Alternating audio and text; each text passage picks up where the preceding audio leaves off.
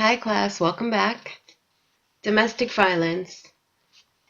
Marital, interpartner, interparent, child abuse, all these types of violence can be categorized as domestic violence.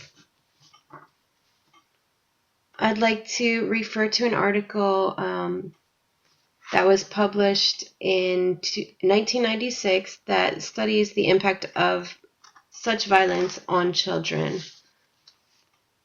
Physical marital violence, operationalized as physical assault on an intimate partner's body, is very prevalent among families in the United States, with up to 50% of married couples experiencing spousal violence at some point during the course of their marriages. And if that wasn't discouraging enough, 30% of United States youth have been exposed to at least one act of domestic violence in the previous year. So with regard to middle childhood development, social learning theories suggest that children's exposure to their parents' marital aggression, whether this involves physical assault, violence towards objects, or exchanges of insults and threats, increases the likelihood of problematic child behavior.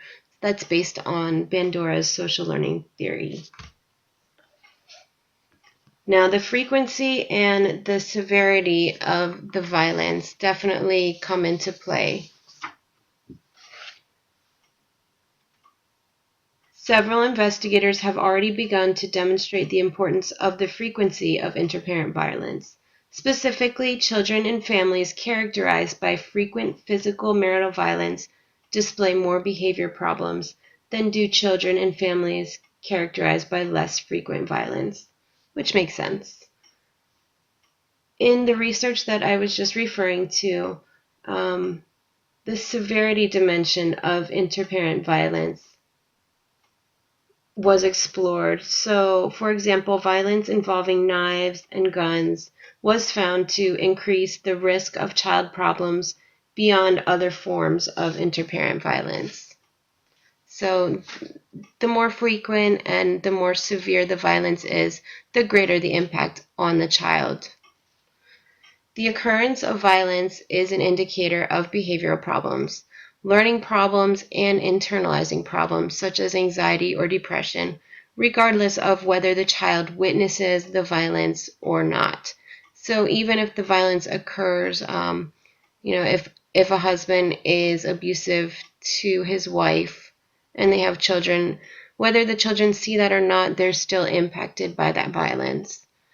Positive coping strategies, recognition of trauma symptoms and other responses to violence, school and community interventions, secure attachment, parental involvement, positive role models, and outlets for nonviolent self-expression can reduce this impact. So back to our case study. If we look at Rachel with regard to domestic violence, the violence did occur within her home, although she did not witness the violence. There is evidence of internalizing and externalizing problems. The frequency and severity of violence is unknown, but that would be something to explore if you were working with her. Fortunately, her teacher did recognize possible issues and make a referral, so maybe she noticed, in addition to her academic problems, some behavioral issues. Now we look at community violence. Studies involving youth from urban settings find that between 75% and 95% of adolescents have witnessed at least one act of violence in their neighborhoods.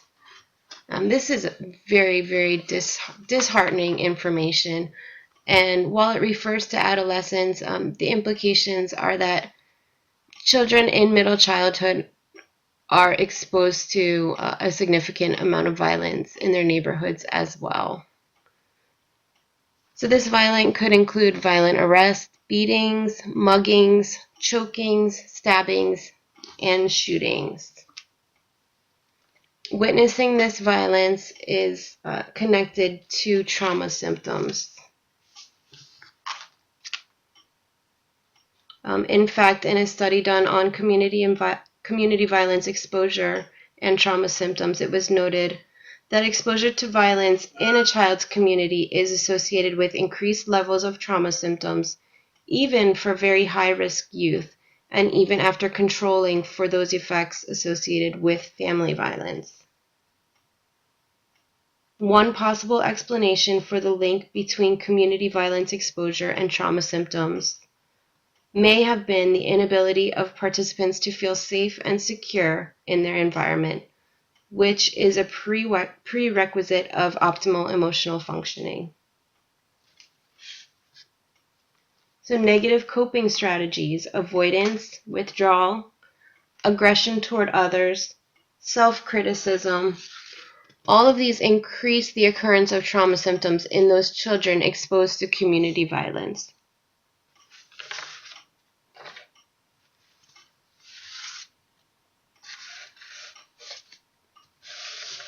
As far as school-age children or children in middle childhood, these children who have witnessed or been victims of violence may experience intrusive traumatic memories that can result in both learning disorders and related changes in behavior, as these memories can interfere with the child's ability to concentrate.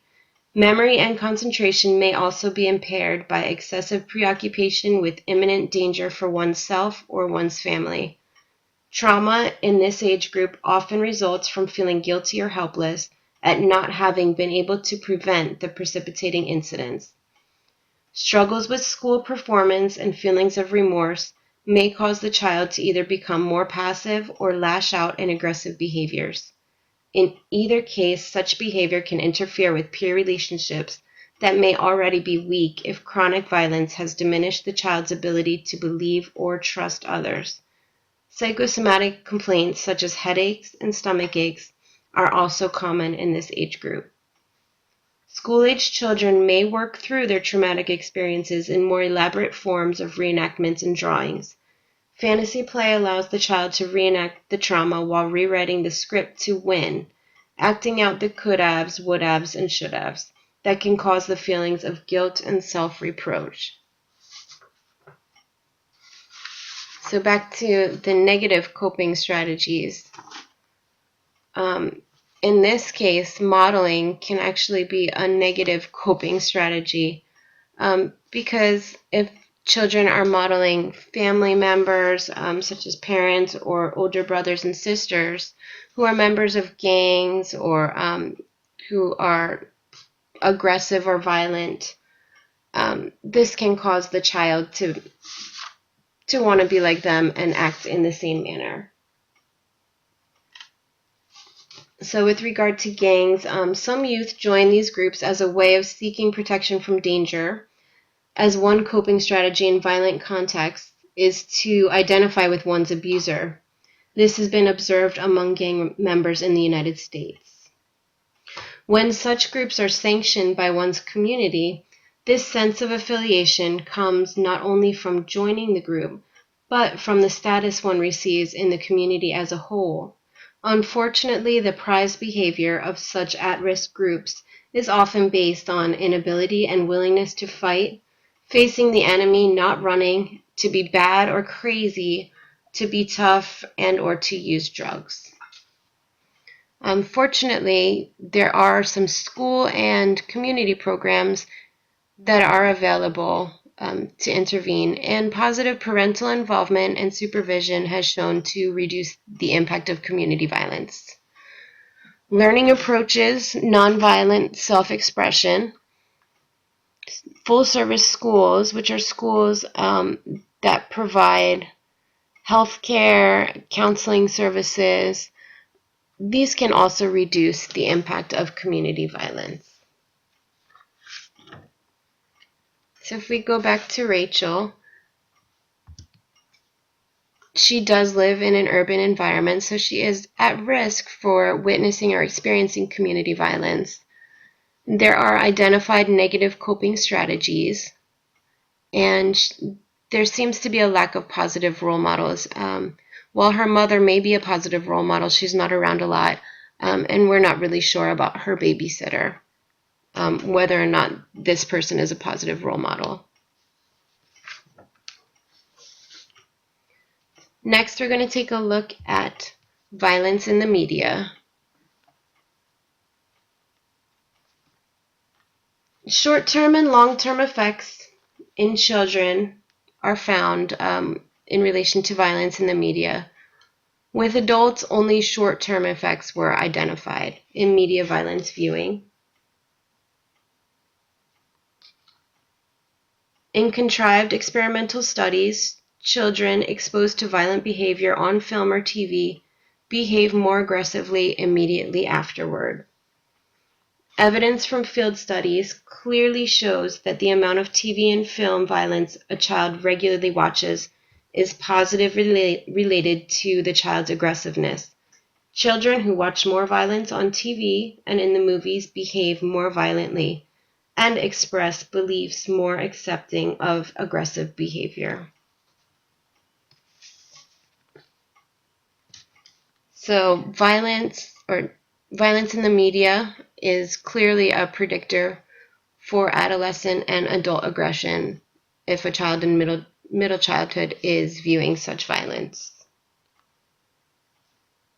Identification with characters and the perception that the violence observed reflects real life increases the risk for violent and aggressive behavior later on.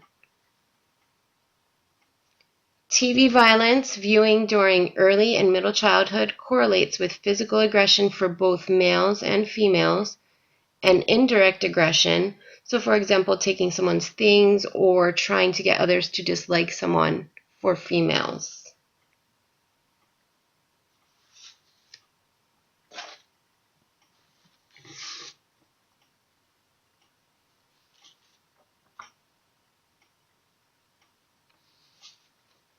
The type of violence that is modeled is often the type of violence in which the child identifies with the perpetrator, where the perpetrator is rewarded for violence, or the type of violence where the child perceives the scene as telling about life like it is.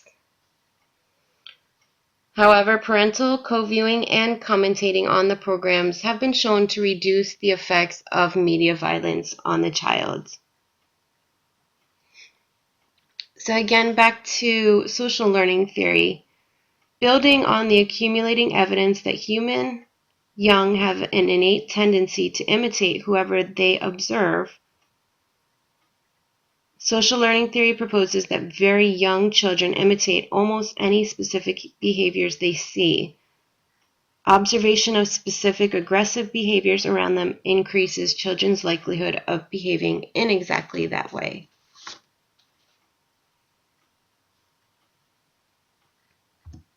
Which brings us again to our case study. Rachel watches a lot of TV. It is not known whether her babysitter or her mother watch with her or comment on the program, which has said to be one possible way to reduce the impact of the exposure to violence on TV and film. It is not known if the programs that she views often portray violence, and it is also not known if she identifies with the characters or perceives the program as true to life. There was some indirect aggression noted, as well as social issues and academic problems, which are all connected to viewing violence in the media and on film.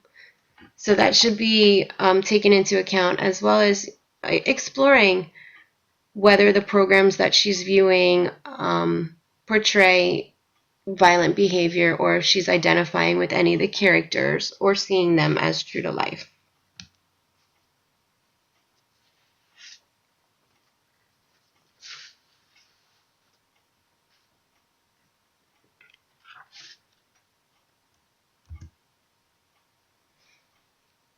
So in conclusion, exposure to violence in middle childhood has been found to cause a delay in developmental milestones, cause learning problems, behavior problems associated with antisocial